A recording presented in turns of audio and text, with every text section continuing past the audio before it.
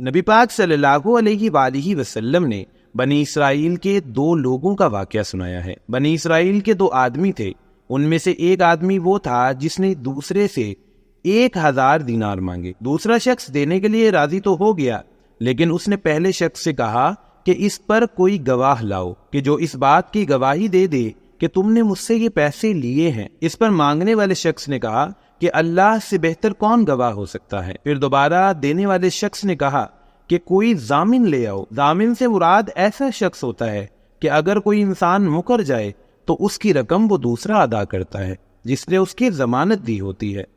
یہ بات سن کر بھی مانگنے والے شخص نے کہا کہ اللہ سے بہتر کون ضمانت والا ہو سکتا ہے؟ پہلا شخص بھی اللہ والا تھا، اس نے کہا کہ بے شک تم نے سچ کہا، اور یہ کہنے کے بعد اس نے 1000 دینار مانگنے والے شخص کو دے دیے۔ ان دونوں کے درمیان قول و قرار ہو گیا اور ایک خاص مدت طے پائی جس کے بعد وہ رقم واپس لوٹائی جائے گی۔ وقت گزرتا گیا اور وہ دن آ گیا جس دن پیسے واپس کیے جانے تھے۔ اب ان دونوں لوگوں کے گھروں کے درمیان میں ایک دریا تھا، یعنی ایک کنارے پر ایک شخص کا گھر تھا اور دوسرے کنارے پر دوسرے شخص کا گھر تھا۔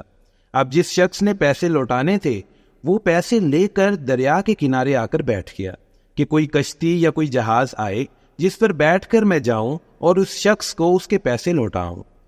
اتفاق سے ایسا ہوا کہ پورا دن کوئی سواری نہ ملی۔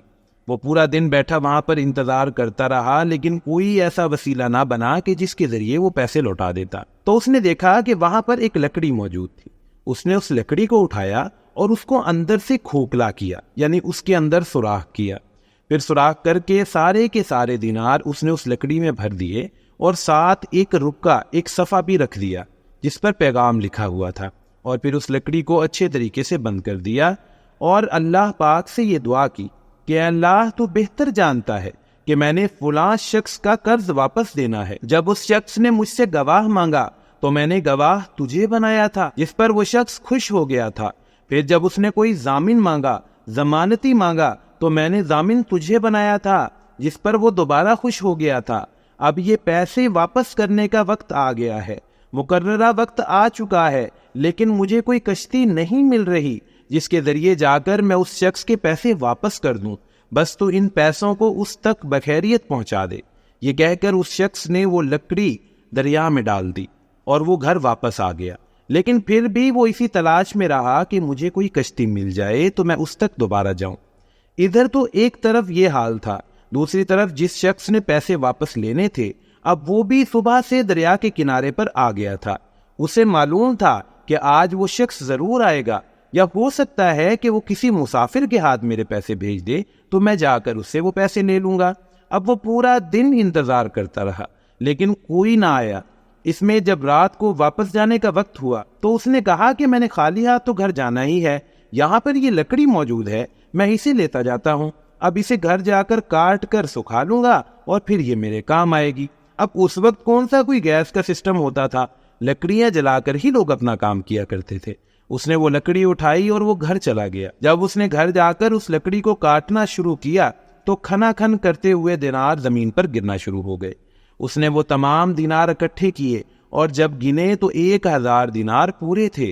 پھر اس شخص کو وہ رکا بھی ملا کہ جس پر اس دینے والے شخص کا پیغام لکھا ہوا تھا۔ بس اللہ پاک نے اس طرح سے اس شخص کو اس کی رقم واپس پہنچا دی۔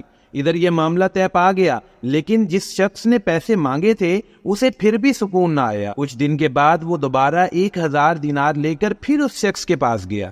اس نے اس شخص سے ملاقات کی اور اس سے معافی مانگی کہ بھائی میں نے فلاں ڈیٹ کو یہ واپس کرنے تھے، لیکن مجھے کشتی نہیں ملی جس کی وجہ سے میں نہیں پہنچ سکا، مجھے معاف کر دیجئے اور اپنے پیسے واپس لے لیجئے۔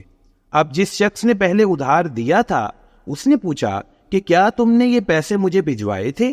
جس پر جواب دیتے ہوئے پہلے شخص نے دوبارہ یہ بات کی کہ میں آپ سے کہہ رہا ہوں کہ مجھے کشتی نہیں ملی تھی۔ اس پر ادھار دینے والے شخص نے کہا کہ بھائی یہ پیسے تمہارے ہیں، تم انہیں لے کر واپس چلے جاؤ، جو رقم تم نے توکل علی اللہ کر کے دریا میں ڈالی تھی وہ مجھے مل گئی تھی۔ پیارے مسلمانوں، آج بھی اگر ہم اپنے اللہ کو اپنے معاملات میں گواہ کریں، اپنے اللہ پر بھروسہ رکھیں، اپنے اللہ پر یقین کرتے ہوئے ہم اپنے کام کو شروع کریں تو ہمارے اللہ پاک ہماری مدد ضرور فرمائیں گے۔ آپ میں سے کتنے لوگ ایسے ہیں مجھ سمیت کہ جو صبح اٹھ کر اپنے اللہ سے یہ مدد مانگتے ہوں کہ یا اللہ پاک اس دن کے ہر چھوٹے اور بڑے جائز کام میں میری مدد فرمائیے گا، میری ہر رکاوٹ کو دور فرما دیجیے گا، کئی ہوں گے، لیکن ہم اکثر اس چیز کو بھول بھی جاتے ہیں۔ ہمیں سب سے پہلے اپنے اللہ کو یاد رکھنا چاہیے، ہمیں اپنے اللہ پاک سے رشتہ مضبوط کرنا چاہیے۔ پیارے آقا نبی پاک صلی اللہ علیہ وآلہ وسلم نے ہمیں وہ طریقہ بتایا ہے کہ جس کے ذریعے ہم اپنے اللہ پاک سے مدد مانگ سکتے ہیں۔ اقبال صاحب رحمۃ اللہ علیہ فرمایا کرتے تھے، جس کا مفہوم ہے کہ یہ ایک سجدہ جسے تو گرا سمجھتا ہے، 1000 سجدوں سے دیتا ہے آدمی کو نجات۔ اگر ہم اپنے اللہ کے ہاں جھک جائیں، اپنے اللہ پاک کی ہر بات کو پلے سے باندھ لیں اور اس پر عمل کریں تو انشاءاللہ ہم زندگی میں کبھی بھی ناکام نہیں ہوں گے۔ اللہ پاک ہم سب کے حامی و ناصر ہوں۔ جزاک اللہ۔